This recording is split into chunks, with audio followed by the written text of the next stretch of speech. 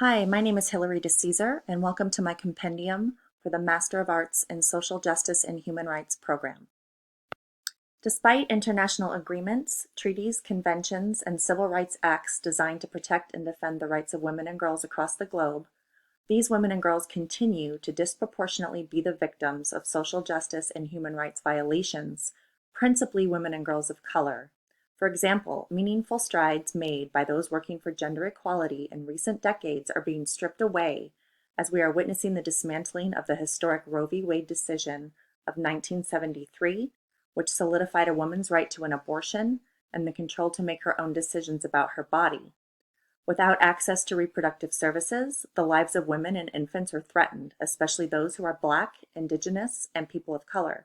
Additionally, women and girls worldwide remain unjustifiably affected by civil rights abuses such as sex trafficking, gender violence, climate migration, and lack of access to vital resources, to name a few.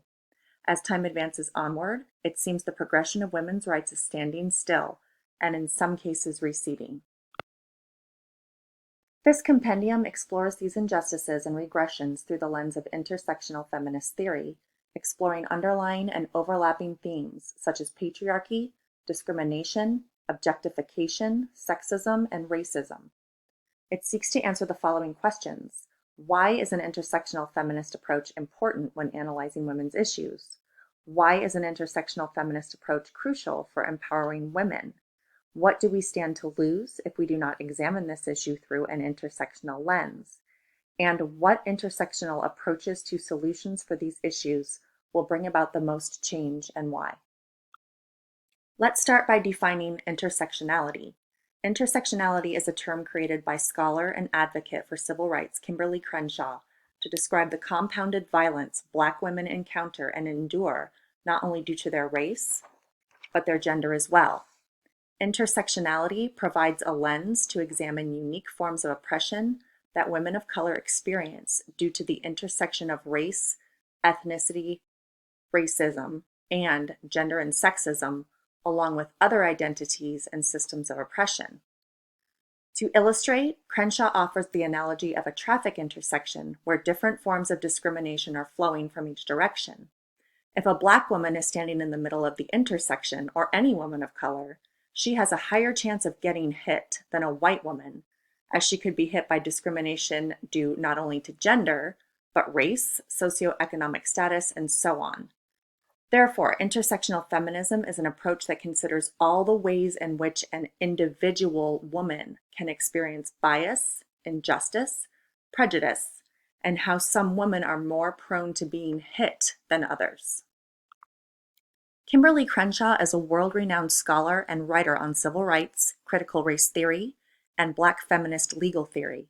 She's a professor of law at both Columbia University and UCLA.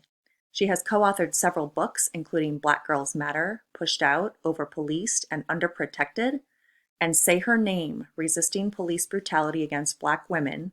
She also launched the Say Her Name campaign to call attention to police violence against Black women and girls. In 1981, she assisted on the legal team of Anita Hill during her testimony at the confirmation hearing of Supreme Court Justice Clarence Thomas.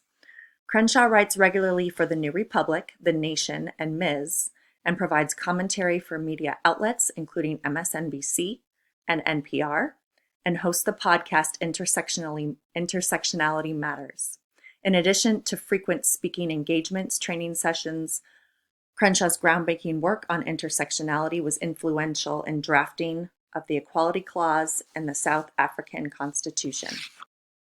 Intersectional feminist theory, then, compares and contrasts discriminations faced by women.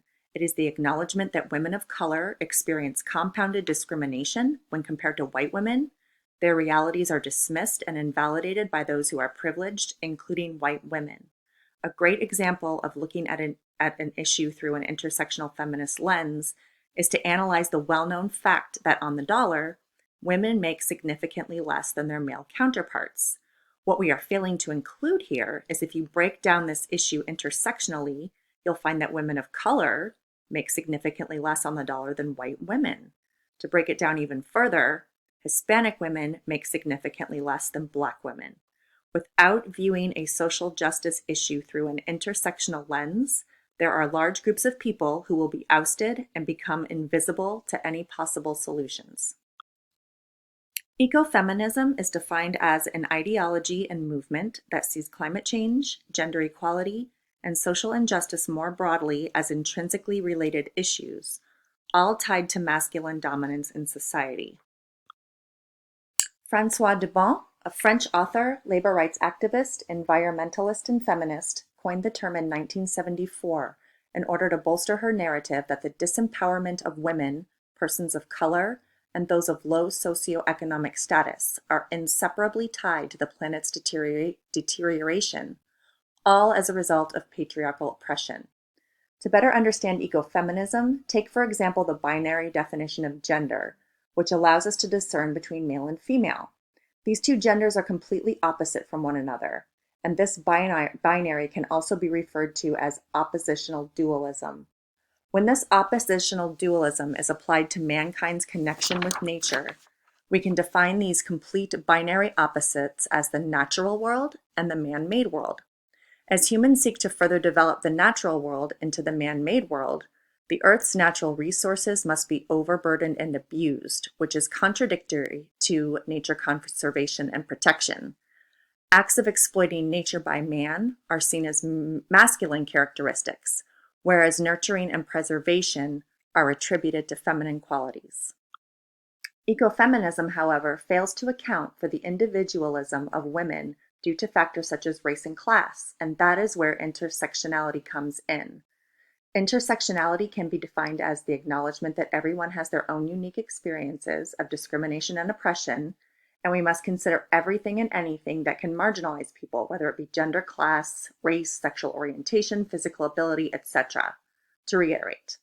So then, analyzing climate change through an intersectional lens shines a light on how individuals and groups of people are affected by this issue at varying degrees, mainly due to cultural, economic, and political power dynamics. To take it a step further, examining the climate crisis through an intersectional feminist lens illustrates the differences in how men and women are affected by its ravages. Reproductive freedom and healthcare in the United States today is under attack as conservative lawmakers are pushing to enact bills and policies that will eliminate access to vital services relating to women's bodies. The Supreme Court's recent overturning of Roe v. Wade eliminated 50 years of precedents that provided a constitutional right to abortion, putting the power into the hands of the states. Countrywide, we have been watching with horror as many states are placing severe restrictions or completely eradicating access to this vital reproductive health care service. Unfortunately, as with many other human rights, women and persons of color are and will continue to be the most impacted. So in this paper, I create an urgency for an intersectional analysis of the types of injustices our current reproductive health care system creates for women of color. I apply an intersectional analysis of both structural and gendered racism to identify where these injustices are being created, reinforced, and entrenched. I present a feminist intersectional approach to the kinds of ways that decision-making and activism could lessen the harms in our healthcare system as they relate to women of color, as well as how to move forward in a way that is more inclusive, progressive, and equity-centered. For generations, Black women and women of color have endured significantly substandard reproductive healthcare services and experiences with their providers. Infant mortality numbers for Black Americans are double that of white Americans, and the infants of Black women are 50% more probable to be born prematurely than those who are born to white women. Black infants experience low birth rate at a rate of 2.2 times that of white infants, and Black and Latina women are more likely than whites to experience unintended pregnancies, sexually transmitted infections, and undergo abortion.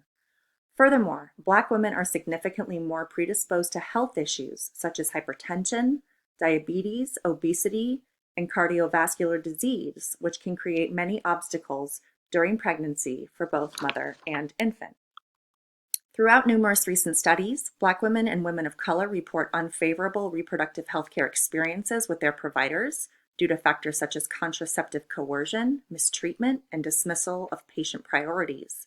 As a result, these women today delay important health screenings for fear of facing judgment or they undergo extreme stress prior to appointments due to over-preparing for whatever chastisement or rejection of their concerns they may face.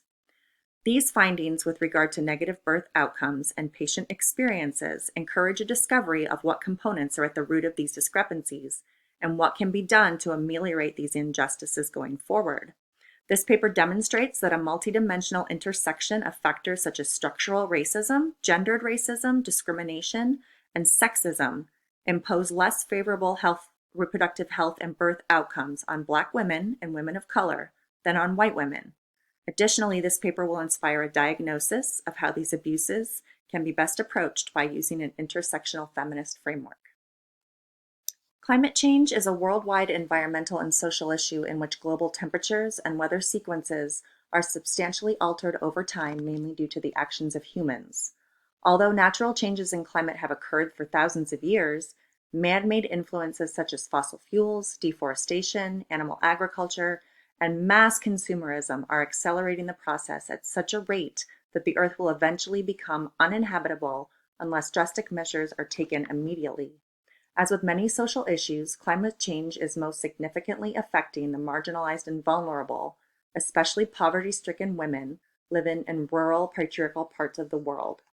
Past studies indicate that the main factors contributing to women's vulnerability to the effects of climate change are poverty, illiteracy, inadequate education, lower wages, lack of inclusion in decision-making with their villages and families, little social mobility, and no rights as far as land ownership. Additionally, and appallingly, some would also blame these women for the exacerbation of the problem in the first place. In this paper, I argue that by investigating this problem through an ecofeminist lens, we can begin to address the root problems of not only why the world is on fire, but why these marginalized women are the most impacted and often condemned for causing the issue. Once that foundation is established, I seek to point out that, like many other social issues, an intersectional approach is required in order to make change. Lastly, I will stress the importance for humanitarians and social workers to approach this problem both from an ecofeminist and intersectional framework when working towards solutions. Sex trafficking, also referred to as modern slavery, is a worldwide issue affecting primarily women and girls. Victims are typically forced, coerced, and tricked into servitude, many with no hope of a way out. Even more appalling, these women and girls are often sold into slavery by their own families in order for the families to make ends meet or settle debts. China is one of the most problematic countries in the world when it comes to the prevalence of trafficking, prosecution of traffickers, protection of victims, and putting preventions in place to aid in ending trafficking. Many victims are often criminalized for trafficking activities that they were given no choice but to engage in, and services for victims in China are paltry and inefficient at best. So this paper seeks to provide a vast overview of not only the issue, but who the victims are, who the traffickers are, and how the current services and protections are lacking. This paper also seeks to propose a human rights approach to trafficking as opposed to a criminal approach, and how incorporating an intersectional framework is essential to best serve victims. Educational inequality as it relates to the patriarchy affects women from across the globe. In many countries, women are regarded as inferior to men, second-class citizens, and best kept at home tending to domestic duties. Young girls from families of low socioeconomic status are many times forced to give up their education in order to assist with the economic burden their families carry, and their male siblings are deemed more deserving of obtaining an education. In extreme cases, girls are forced into early marriages and prostitution to ease the family's financial stress. On the other hand, women who are fortunate enough to obtain an education still find themselves the victims of a male-dominated patriarchal system that seeks to keep them disempowered and marginalized. Many women whose achievements and merits eclipse those of their male counterparts still struggle to ascend to the same educational heights and are not afforded equal academic opportunities. I want to thank you for viewing my compendium, and I want to leave you with this quote by Desmond Tutu that's one of my favorites. There comes a point where we need to stop just pulling people out of the river. We need to go upstream and find out where they're falling in. Thanks so much.